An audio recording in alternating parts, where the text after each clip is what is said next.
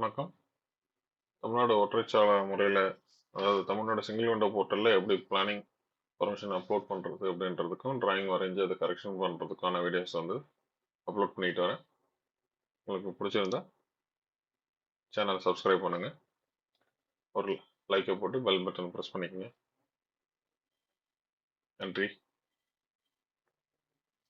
இந்த வீடியோவில் பார்த்தீங்கன்னா சப்ஸ்கிரைபரோட ஒரு ஃபைல் வந்து நிறைய எரர் வந்திருக்கு. அதோடைய பிரச்சனைகள் என்னன்னு பார்த்து அதோடைய தீர்வுகள் என்னன்னு பார்ப்போம். வணக்கம். இன்னைக்கு ஒரு கஸ்டமர் ஒரு ஃபைல் அனுப்பியிருக்காரு. இந்த மாதிரி மல்டிபிள் எரர்ஸ் காட்டுது அப்படின்னு சொல்லிட்டு அது என்ன அப்படின்னு போய் பார்க்கலாம்.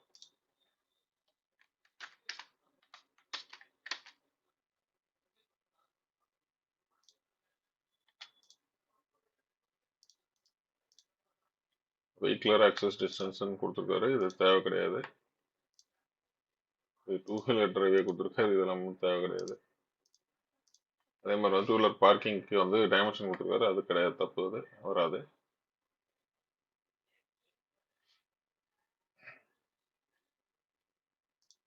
இது 0 லேயரில் கொடுத்துருக்காரு. இது பிரச்சனை கிடையாது. ஆனால் நம்ம ஸ்க்ரூட்னி பண்ணுற லேயரில் கொடுத்துருக்குற இந்த டைமென்ஷன்ஸ்லாம் வந்து நம்மளுக்கு ஒன்லி மீட்டரில் மட்டும்தான் இருக்கணும். அதுவும் சஃபிக்ஸ் ப்ரிஃபிக்ஸ் எதுவும் இல்லாத மாதிரி இருக்கணும்.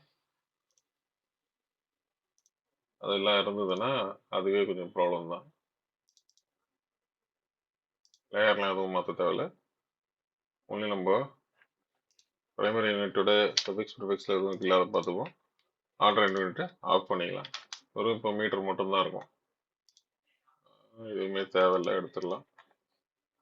இது மற்ற ஹைட்டு எல்லாமே பார்த்தீங்கன்னா வெறும் மீட்டரில் வச்சாச்சு. இது மீட்டரில் இல்லாததுனால தான் என்ன கேட்டிருக்குன்னா, ஓவரால் டேங்க் வந்து நாட் டிஃபைன்டுன்னு வந்திருக்கு. அது ஹைட்டு கரெக்டாக இருந்ததுன்னா அந்த பிரச்சனை வந்திருக்காது.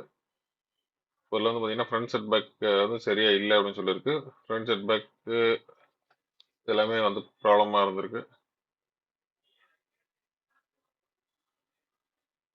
இப்போ இந்த மீட்டரை மட்டும் மாற்றிட்டு சப்மிட் பண்ண பிறகு வந்து பார்த்தீங்கன்னா எரர் வந்து இப்படி மாதிரி வந்திருக்கு. அடுத்து என்ன அப்படின்னா, பில்டிங் ஃபுட் பிரிண்ட் வைக்கல, drive two wheeler vehicle driveway அப்படின்ற இது ப்ராப்ளம் வந்திருக்கு. இப்போ அது என்ன ப்ராப்ளம் அப்படின்னா, இங்கே வந்து பில்டிங் ஃபுட் பிரிண்ட் வைக்கல கலரே. இது ஒன்று காப்பி பண்ணிப்போம். லேயர் வந்து பார்த்தீங்கன்னா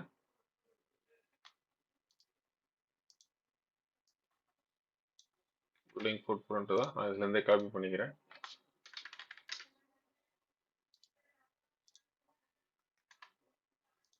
பில்டிங் ஃபுட் பிரிண்ட்.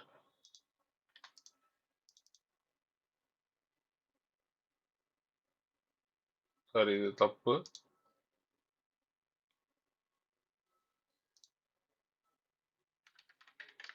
லேயர் பார்த்தீங்கன்னா பில்டிங் ஃபுட் பிரிண்ட் கொடுத்தது தப்பு. அது ஆக்சுவலாக வந்து பிளாக் 1 லெவல் 0. நிறைய பேர் வந்து லெவல் 0க்கு பதிலாக ஃப்ளோர்னு கொடுத்துட்றீங்க. அதுவுமே பிரச்சனை கொடுக்கும். ஸோ லெவல் 0 அப்படின்றது கொடுக்கணும். லெவல் 0 ஏற்கனவே ஃபுட் பிரிண்ட் இருக்குது. பட் ஆனால் அவர் போடாத விட்டுருக்காரு. இந்த டிலீட் பண்ணிடுவோம்.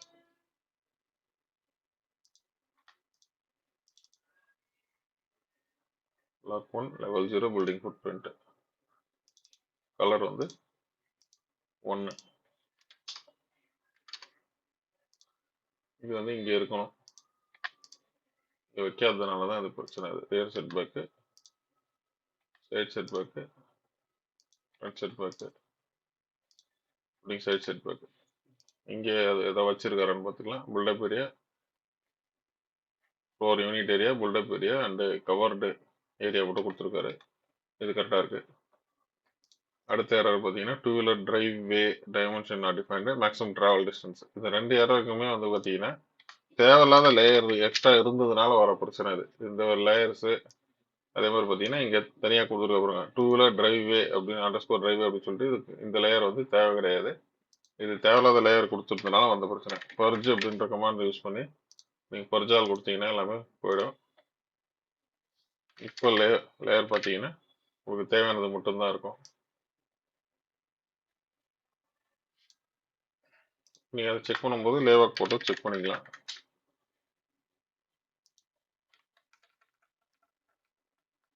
டிராயிங் வந்து ஃபுல்லாக கம்ப்ளீட் பண்ணலை, செக் பண்ணுறதுக்காக ஃபர்ஸ்ட் சப்மிட் பண்ணியிருக்காரு. அதனால பிரச்சனை கிடையாது.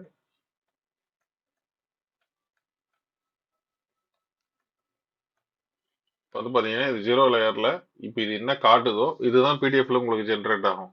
இதில் பாதி ஐட்டம் வந்து எல்லாமே வந்து இதில் மாற்றிட்டு இருக்காரு கலர் கோடிங்கில். இது மாதிரி பண்ணீங்கன்னா உங்களுக்கு இதுதான் அவுட்புட்டாக கிடைக்கும். அதனால் எல்லாமே 0 லேயரில் இருக்கிறது அப்படியே வந்து மெயின்டைன் பண்ணிங்க. இப்போ இதை வந்து சப்மிட் பண்ணிவிட்டு ரிப்போர்ட் எடுத்துருக்கேன். அது வந்து பார்த்தீங்கன்னா அவுட்புட்டு கரெக்டாக வந்துருச்சு. இப்போ ஏரியா கரெக்டாக காட்டுது. ஆக்குபன்சி எல்லாமே எடுத்துக்கிச்சு. பார்க்கிங்கு எல்லாமே டிடெக்ட் பண்ணிடுச்சு. அதனால் நீங்கள் ஒரு பிரச்சனை வந்ததுன்னா அது வந்து 2-3 எரர் காட்டும். அதை இது பண்ணாதீங்க. அதே மாதிரி பார்த்தீங்கன்னா இப்போ ஒரு சப்மிட் பண்ணதில் அந்த லேவாக் இது லைன் வெயிட் வந்து மாற்றாத இருக்குது. அதனால் வந்து இந்த ப்ராப்ளம் வருது. லைன் வெயிட்டை மாற்றினீங்கன்னா தான் கரெக்டாக அவுட்புட் கிடைக்கும். அதே மாதிரி வந்து டெக்ஸ்ட் வந்து டெக்ஸ்டில் இருந்தால் இந்த மாதிரி பிரச்சனை வரும். டெக்ஸ்ட்லாம் சேர்ந்துக்கிறதுக்கு என்ன பண்ணியிருக்காருன்னு பார்க்கலாம் பாருங்கள். ஒரே சிங்கிள் டெக்ஸ்ட்டில் வச்சுருக்காரு. இது வந்து சிங்கிள் டெக்ஸ்ட்டில் வைக்கக்கூடாது. அதாவது தனித்தனியாக வைக்கலாம். இது ஒரு தனி டெக்ஸ்ட்டு, இந்த இடத்துல ஸ்கொயர் மீட்டருக்கு ஒரு தனி டெக்ஸ்ட்டு, ஸ்கொயர் ஃபீட்டுக்கு ஒரு டெக்ஸ்ட்டு, ஸ்கொயர் மீட்டருக்கு ஒரு தனி டெக்ஸ்ட்டு. இப்படி இருந்ததுனால தான் கரெக்டாக இருக்கும். அதனால் வந்து இது ஒன்றா வச்சிங்க அப்படின்னா இது ப்ராப்ளம் தான். இது டெம்ப்ளேட் கிரியேட் பண்ணுறதுக்காக பண்ணியிருக்காரு. பண்ணதை அப்படியே வந்து பயன்படுத்தியிருக்காரு. இது பார்த்தீங்கன்னா இது மாதிரி தனித்தனியாக வைங்க.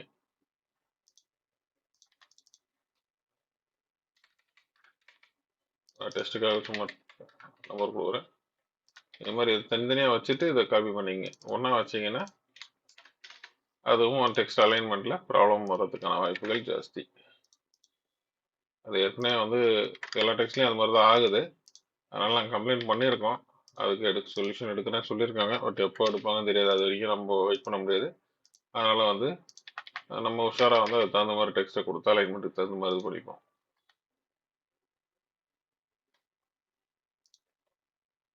இந்த தகவல் உங்களுக்கு பயனுள்ளதாக இருந்திருக்கும்னு நினைக்கிறேன். நன்றி.